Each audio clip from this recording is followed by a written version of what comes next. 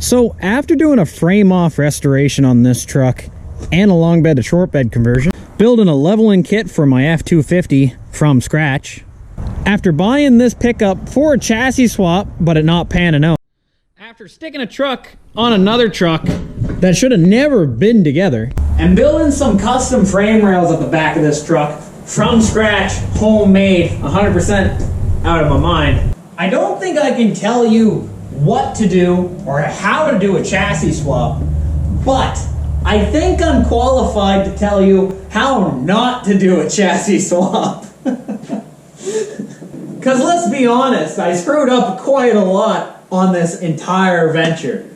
So let's go over it. This is everything not to do a chassis swap and to not make your head spin. Don't be like me, do it smart. Welcome to Hi-Ho Stable Garage.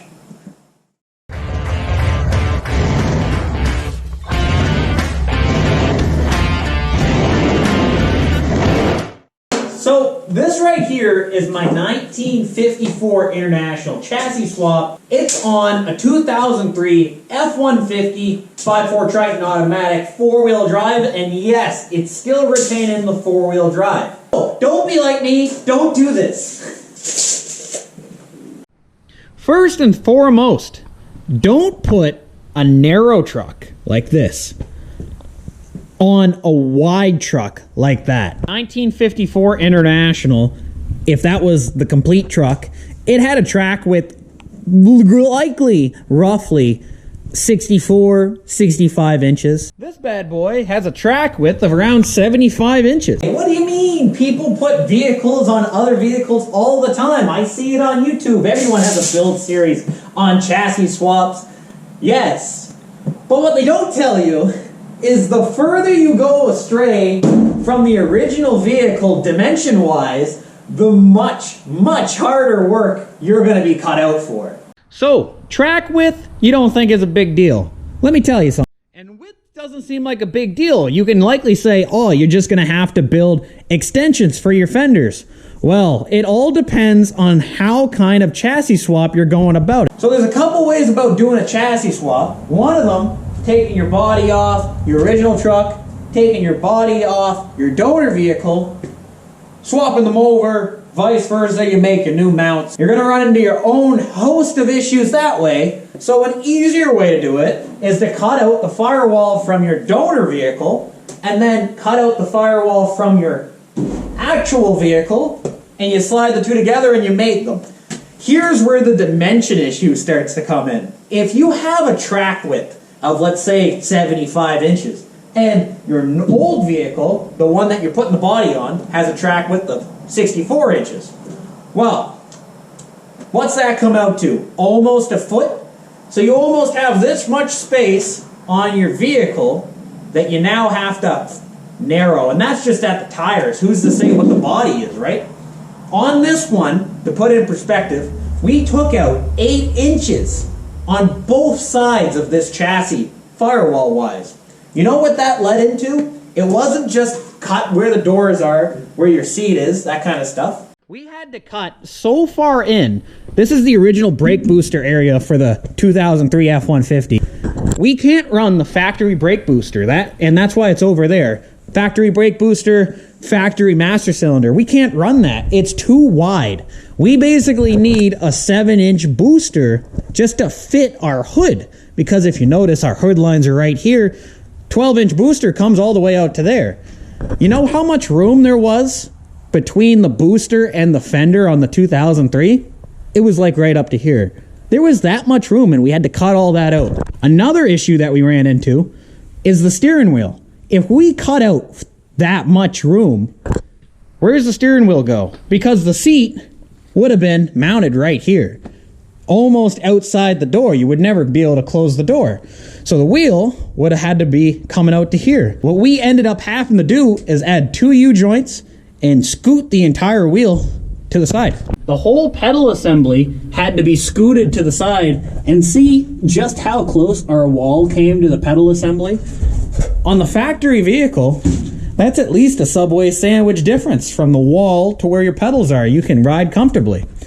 That's not the case on this international chassis swap because we went with such a wide vehicle, full size, and we put a quarter-ton size vehicle on top of it. Width is basically the biggest kicker when it comes to chassis swaps. Length to a degree, but width you have to literally modify so much.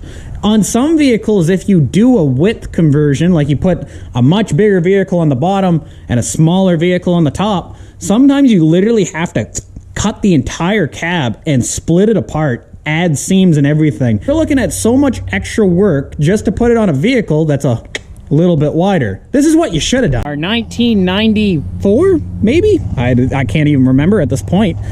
I forget I have this vehicle sometimes. But you know why we picked this up? This was originally the chassis for our 1954 International pickup. We were going to take the body off this, scoot the body of the 54 onto this. Remember when I was saying the International was around 64 inches wide? Take a look at that. You see that? 64 inches to the outside of the rim.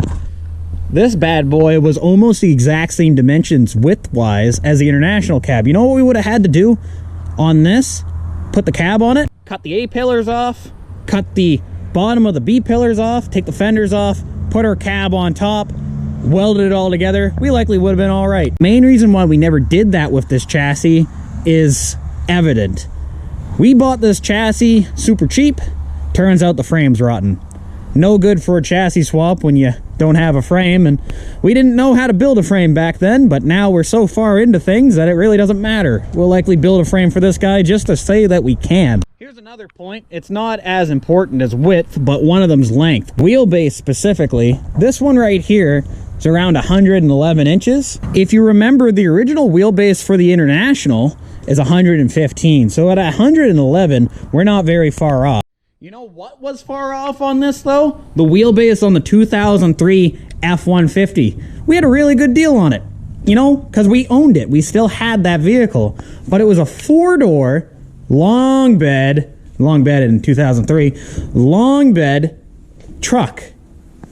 That's a lot of frame at the back. Single cab truck with a short box. Single cab truck with a short box on a quad cab long box frame. Oh yeah, there's a lot of meat that had to come out of that. A lot of extra work that doesn't have to be done if you plan your vehicle right to the vehicle you're putting on your chassis for your chassis swap. You gotta think of it as basically starting 50, 60, 70% already there. I have a vehicle that's basically the same width, same wheelbase, all that stuff. You don't have to adapt a lot, and if you do, it's only a tiny bit. That comes down to time. We're how many months into this? 6? Maybe even 7 months by now. October just started. And relatively, we're still not even done the body work to this vehicle. Haven't done any electrical, nothing like that. This is likely a yearly build on this truck. You know how quick it likely would have been if we had a vehicle that would have, spec'd out right? 6 months, likely. If you want a good example on how to put a vehicle on a vehicle it's supposed to be, look at Casey's Customs. And even then, you'll see some issues that he ran into, and most likely he has the exact same thoughts. If you start with something dimensionally close to the same, you're going to have a much easier time. Ah, yes, time. Good old time. There doesn't seem to be enough of that going around here. And you know what? You know what the biggest kicker for time is? Especially if you live in, in the States, Minnesota, Washington, Canada, if you live in New Brunswick, Ontario, basically every province that uses salt, is rust. Rust is a big one. And when it comes to chassis swaps in time, let me rephrase, when it comes to cheap chassis swaps in time, rust is a huge, huge ordeal. Why do you think we had to build frame rails on this truck? I'll let you in on a secret, but you guys already know.